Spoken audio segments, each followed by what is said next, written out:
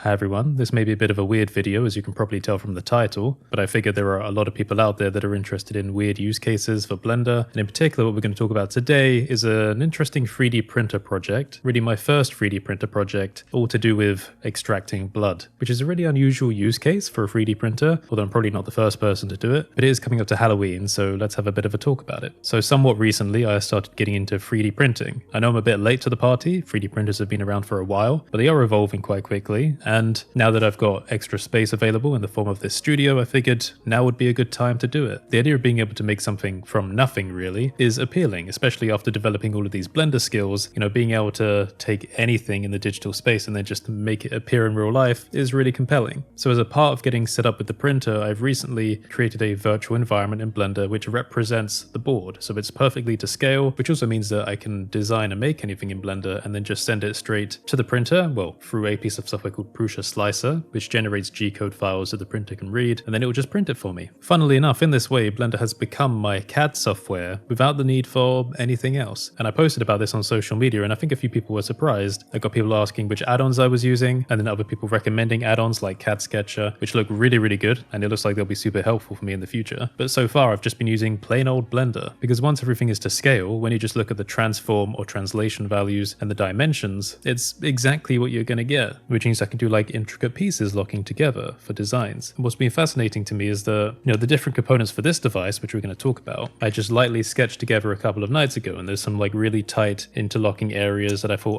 they're probably not going to fit together once it's finally printed, because how accurate is it going to be really? But no, it was perfect. I've got a rail with moving components and doesn't fall out. So I've been really impressed with how just lightly sketching something in Blender translates to something quite accurate in real life without the need for any specialist CAD software. Okay, so let's talk about the elephant in the room, or the video. Why extracting blood? Well, it's no surprise to people that have been around for a while that a lot of my content, or rather my personal projects, are largely based around medical issues, and I spoke about that in varying levels of depth in different videos talking about that, usually when they've become enough of a problem to disrupt content. But otherwise, I tend to hide it and I don't really speak about it much in the other content I do, unless it's relevant. But really, a common thread between a lot of issues is blood. Now, what I mean by that, to get a bit more specific, blood testing is extremely useful, which is why, often one of the first lines of diagnosis for any doctor you go to is to get a few blood tests done. Blood work just is generally across the board really great for giving you indicators for different issues. Now, over the years, it's become more viable to do some of that from home in the way of rapid use or disposable tests and stuff like that. And obviously, people with diabetes have to do their blood glucose monitoring, and there are different devices to help with that, like continuous glucose monitors. But really, the usefulness of blood is not just limited to glucose monitoring. From here, I can do total cholesterol, uric acid, hemoglobin count, and blood glucose. I want to be able to add more to that, like white cell counts. I have a microscope, and I want to design my own microscope in the future. That's a whole other thing. But the point is, it's just extremely useful being able to have access to your blood. It's not really hard to get access to it because, again, as you'll know if you've had to do like finger prick testing and stuff, there are countless options for lancets that you use to prick yourself to get drops. But the problem is, I have a phobia. This is a really weird one. I'm not afraid of needles, I'm not afraid of blood necessarily, and yet I have a phobia of pricking my fingers, and I have a phobia of blood tests. Where does this all stem from? And really the answer to that is why I've been obsessed with making something like this. To add a little bit more just before we move on, I've recently been having a problem with my eye. Again, I did a video about that. So it's corneal nerve damage leading to neuralgia, and I've been seeing a specialist for that. Weirdly, one of the treatments for that, which I don't really need anymore because it's taken about half a year, like 5 to 6 months, and it seems like my nerves have actually been healing pretty well. There's still residual symptoms, but one of the treatments to encourage nerve growth is blood. Right? Well, they call it something more fancy. It's autologous serum tears or autologous serum drops, depending on your terminology. And apparently in there are all these nerve growth factors that you then apply to your eye to encourage growth, and that's because, again, blood is useful, has all this brilliant stuff in it. Although there have also been some trial runs for ophthalmology patients dealing with dry eye, where they tell them just to prick themselves and literally just use a raw blood drop as an eye drop to help treat the condition. And this isn't like some weird pseudoscientific stuff, like it's legit treatment options. I mean, they're trialing it, they're playing around with it. It just seems a bit weird on the surface. Anyway, when I encounter a problem, I want to find a solution. And for a while, that problem has been a phobia. I don't want to have a phobia. How do I deal with that? Like, what steps do I take to try and get out of it? And weirdly, to bring it back, because it doesn't really seem relevant to Blender, like this point in the conversation, it is. So we're going to get to the point of that. How does a piece of software help you get over a phobia? And I'm hoping that as we go along this conversation, there might be some of you out there that find this useful in the way of, I'm sure other people out there have phobias, or maybe more specifically, because this is something I've spoken to a couple of people about, you might be a parent that has a child that has a fear of pricking as well. And I might have a suggestion for you about how I've gotten over it. So a few months ago, during the height of my eye problem, I knew that I needed to get over this phobia. In fact, I was in a very desperate state. I brought a centrifuge and I was planning on getting a private phlebotomist to take some so I could centrifuge it and then make my own eye drops, with the backup plan being the prick and the never mind. But I knew I had to get over it, so I did a bit of a psychoanalysis. When I was a child, I had to go through a lot of blood tests, and that's because I was being investigated in London after my blood metrics flagged up as very weird. Ultimately, the reason I went into the doctor in the first place was because of just awful vestibular episodes, which I now know is vestibular migraine, and we've done the whole investigation into that. Really, the best thing they could have done, if they had access to the knowledge I have now, is just say to the kid, hey, have some electrolytes. Get some minerals in you. Really, the solution was just managing neural excitability. But back then, when I was a kid, the healthcare system and doctors in general were not great at figuring things out. I mean, they're still not great at figuring things out nowadays. It depends on the issue, right? So what would happen is I would have to go in for a blood test, and then they would see, oh, these results are a bit weird, but we can't find a reason why. They do a whole bunch of other tests. So then I'd go in for another blood test, and I'd be like, oh, they're still weird. We have no idea why. So I'd go in for another blood test. And this went on for months and months and months, so actually for a few years, I think. And the thing was, for me, no one believed me, but the blood tests were extraordinarily painful. But no one believes you when you're a kid and you're saying, hey, this really hurts. They just think you're a whiny boy, you know? But now I'm older, you know, and I hydrate before a blood test and I know what it should feel like. It was way worse like back then when I was a kid. Now I've got this comparison. It was awful. It was literally a form of torture. I was forced in there against my will. I really didn't want to go. It put me in a bad state of mind. Like, I genuinely told myself again and again, I would rather die. I would rather have an issue and die outside of the hospital than be in there and have needles poked into me. And all of this taking place in like a wing of the hospital that was just archaic. They really need to. So if there's anyone in the UK that needs help designing mood-boosting hospitals, get in contact. I don't have the credentials, I'm not an architect, but I will help you design it.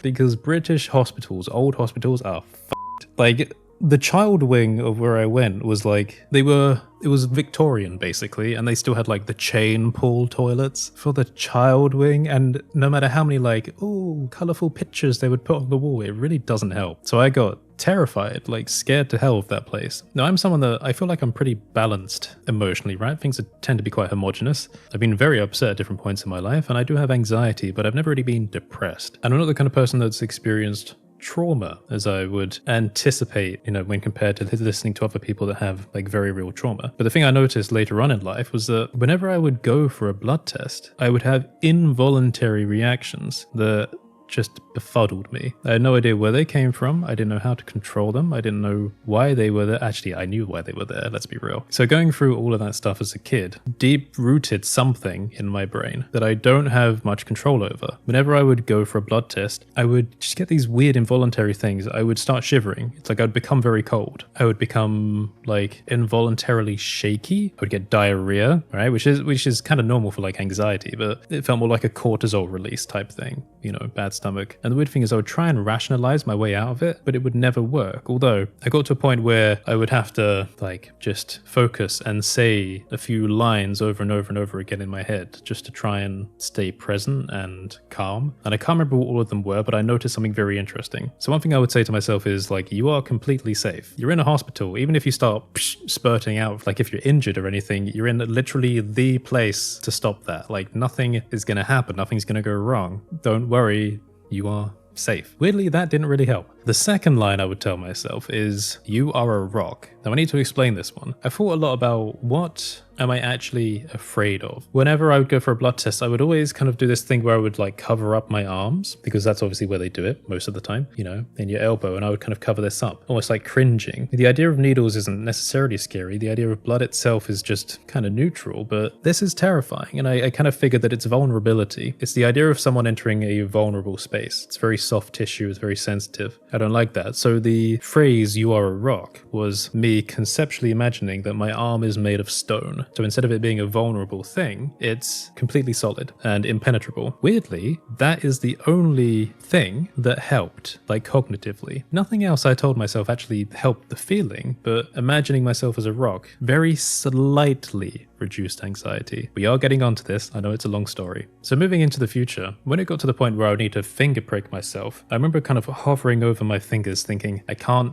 do it. I don't know why. Like, I'm right here. There's just something about seeing a lance and a finger, and I think there's like a psychological blocker going on. I can't do it. Why? My fingers are sensitive, you know? And a lot of people say, hey, if you do it on the side, there are fewer nerve endings and it will hurt less. That doesn't matter. Who are we kidding? I live through my hands. I touch things. This is where my head exists. Psychologically, this is vulnerable space. So the question then becomes, is there a way to extract a drop of blood that's not psychologically concerning to someone like me or someone else with a phobia of needles and stuff like that? So naturally, in trying to figure this out, I stabbed myself multiple times. The way I did this was I got a special type of lance where you can precisely control the depth that it comes out, which means I could put it on the lowest possible setting so that it won't actually pierce the skin or only pierce it very slightly. And eventually, I brought up enough courage to actually just do that. So I would just prick myself without necessarily pricking myself all over to kind of gauge where was the most painful. Now that wasn't super helpful. What I actually discovered was that everywhere's painful, except for one place. I know when I say like that, it sounds like weird, like, ooh, what suspicious place could it be? It better not be anything rude. No, I thought back to that revelation about the you are a rock thing. I thought, okay, is there anywhere on the body that's in a non-vulnerable state? Like, it's not something I cognitively live in, like my hands or my feet or my arms, that's soft enough to actually get something from, but that also already feels like a rock. Like, I know that's really weird criteria, but it's all, you know, psychological. After I thought about it, I was like, okay, maybe the back of the arms. No, I still think that's quite sensitive. You know, legs, feet is unhygienic because you got to be careful about like prepping the space before you do it. For neck, back. My back feels like a rock. I don't care about my back. I mean, someone could like lightly stab me. I wouldn't care in the back. It's like the hardest part of the body, if you think about it that way. You know, if I can knock stuff over with it, who cares? So I started thinking about that. And then, you know, if you break it down, the back, shoulder blade is really like the most rock-like thing for me, I would say. That's how it feels. But that might be a bit difficult getting something out of, and it moves around a lot. So I got my mum to do a test. We grabbed one of the biggest lances we have. I'll grab one. And it did take a bit of courage to actually allow her to do this in the end. And we did it on an H. pylori antigen test, I think. And I got her to lance me specifically on the skin between the spine and the shoulder blade. So the soft tissue between there. With the theory being that it's out of sight, out of mind. It's psychologically a rock-like zone. You know, it doesn't feel vulnerable. It feels buffered, you know, muscular. And then maybe in some way this would be more bearable than doing it somewhere else. So she did it. And I don't say this lightly, because I know a lot of like lance producers use bold claims like painless or virtually painless. But when she lanced my back in that specific area, I did not feel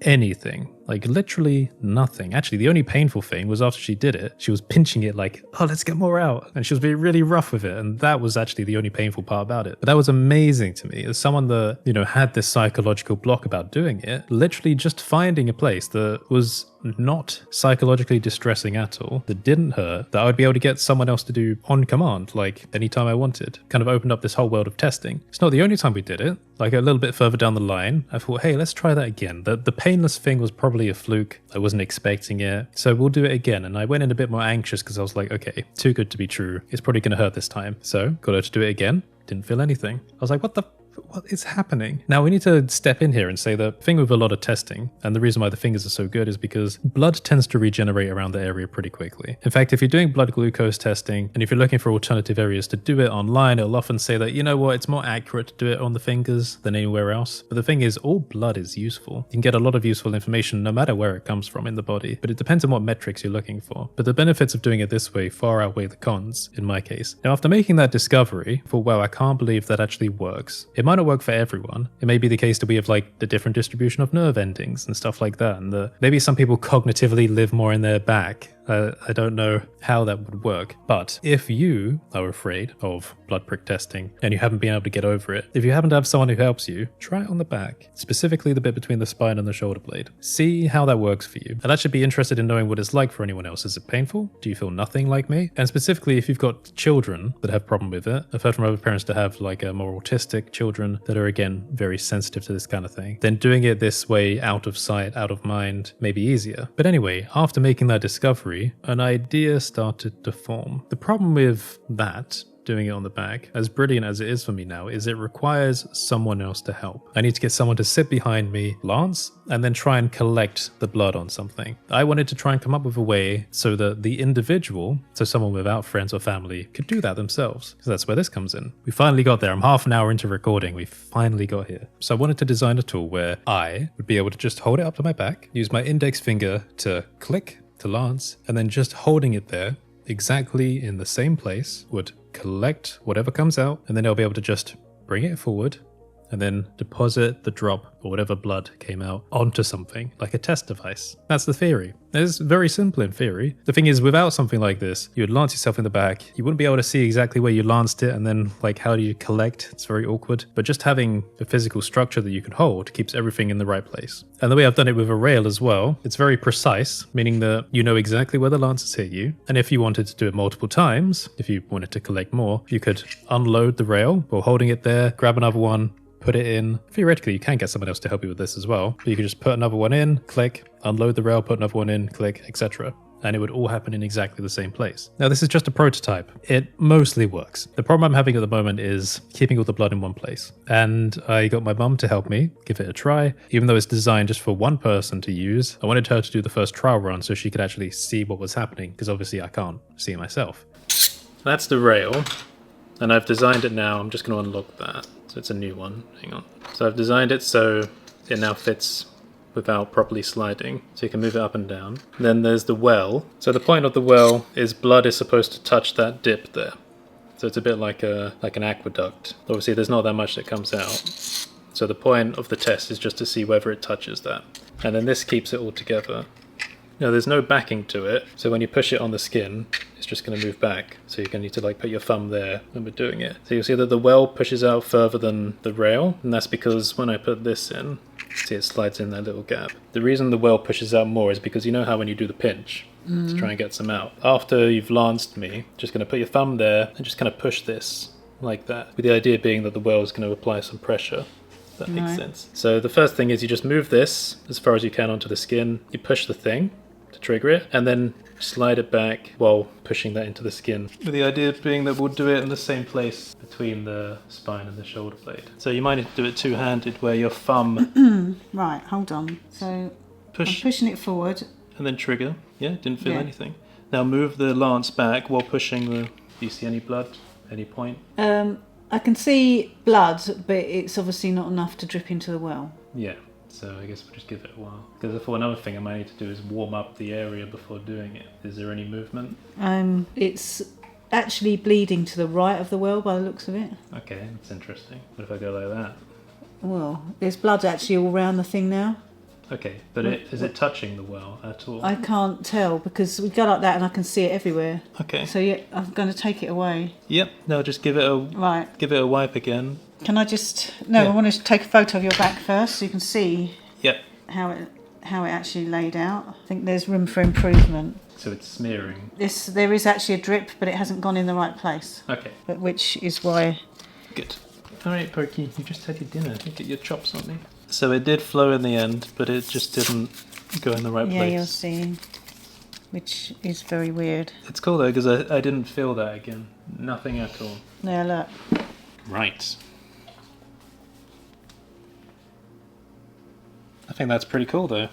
To make this, I took that Blender scene I mentioned earlier, the perfect scale representation of my 3D printer board, and I just started drafting out simple shapes. So there are three main components. There's the rail that takes a disposable lance. In this case, I'm using lances made by Unistick because they're the ones that we used and I got a painless result from. They can move up and down the rail. The second component is what I'm calling the well. So the well locks into the rail, but the point being that this is what collects the blood. So it extrudes slightly further out from the rail because after you've done the lancing, then you can push this entire unit into the skin, and the skin kind of buckles above the rail there. So it's almost like pinching slightly. So the idea being that whatever comes out is going to make contact with this well and hopefully be collected in some way. This is the part that needs improvement. At the moment it's designed a bit like an aqueduct, but because the fluid likes to find the path of least resistance, it's actually just going kind of around the edges rather than in, so that needs some improvement. And then the third and last component is the housing.